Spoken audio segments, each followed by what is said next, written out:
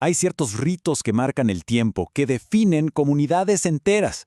Hoy vamos a explorar uno que ha logrado perdurar 2000 milenios, conectando a millones y millones de personas a lo largo de la historia. A ver, a simple vista son solo pan y vino, elementos súper básicos. Pero, ¿qué significan en realidad? ¿Cómo es que se convirtieron en el corazón de una de las prácticas más sagradas del cristianismo? Bueno, vamos a meternos de lleno a descubrirlo. Para arrancar, aclaremos de qué estamos hablando exactamente.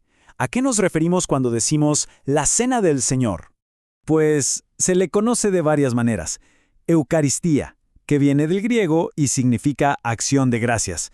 También Santa Cena o comunión. En esencia, es una ceremonia que instituyó el mismo Jesucristo en su última cena, y consiste en compartir pan y vino como símbolos de su cuerpo y su sangre.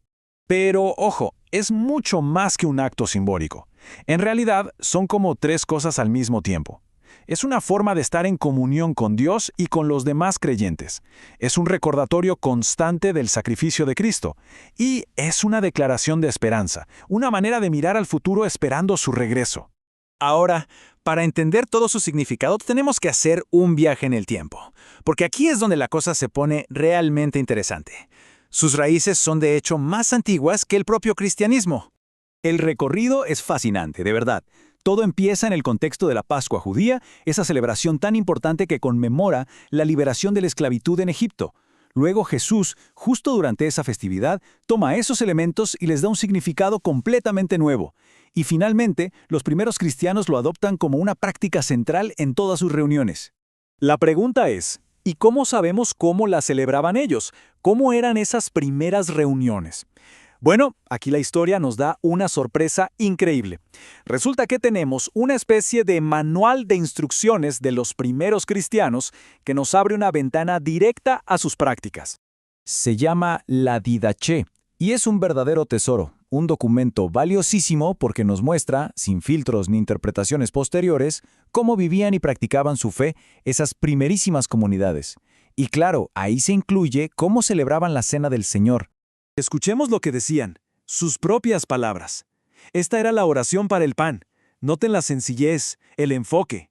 Es pura y llanamente una acción de gracias por la vida y por el conocimiento que recibieron a través de Jesús. Y para la copa, la oración mantenía esa misma estructura de gratitud. La referencia a la Santa Vid de David es muy simbólica. Es una forma de conectar la obra de Jesús con todas las promesas antiguas sobre el Mesías. Y aquí viene una parte potentísima. Para ellos, la cena era un acto profundamente comunitario. Usaban esta imagen increíble. Así como los granos de trigo que antes estaban dispersos por el campo se juntan para formar un solo pan, así los creyentes, esparcidos por el mundo, debían unirse en un solo cuerpo, en la iglesia. Entonces, si juntamos todas las piezas de este texto antiguo, ¿qué nos revela? ¿Cuáles eran las claves de esa celebración original? Vamos a resumirlas.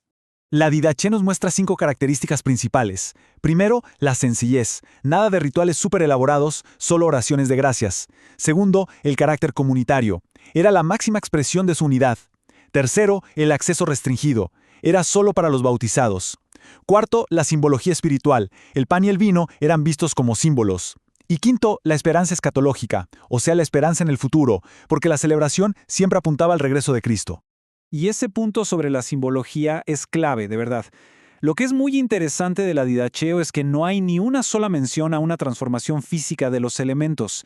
Describe al pan y la copa como símbolos espirituales muy poderosos, lo cual es muy diferente a la doctrina de la transubstanciación, que se desarrollaría mucho tiempo después en la historia de la Iglesia. Muy bien, ya hicimos el viaje al pasado. Ahora, la pregunta es, ¿y todo esto qué significa? ¿Qué lecciones podemos sacar de esta mirada al cristianismo más primitivo? Lo que la Didaché nos muestra es una comunidad que celebraba este rito de una forma muy directa, muy enfocada en 3 pilares. La gratitud por lo que habían recibido, la unidad entre ellos, que se marcaba con el requisito del bautismo, y una esperanza muy viva en el futuro. Era un recordatorio y una promesa, todo en uno. Y así, volvemos al pan y al vino, pero ahora con una perspectiva totalmente nueva, ¿no es cierto? Ya no como elementos de un ritual complejo, sino como el corazón de una celebración centrada en lo más fundamental, el agradecimiento, la comunidad y la esperanza. Todo esto nos deja con una última pregunta para la reflexión. En un mundo que a menudo está dividido por dogmas y rituales complicados, ¿qué pasaría si se volviera a la esencia de un rito tan simple, tan universal, como es compartir pan y vino en señal de gratitud y de unidad?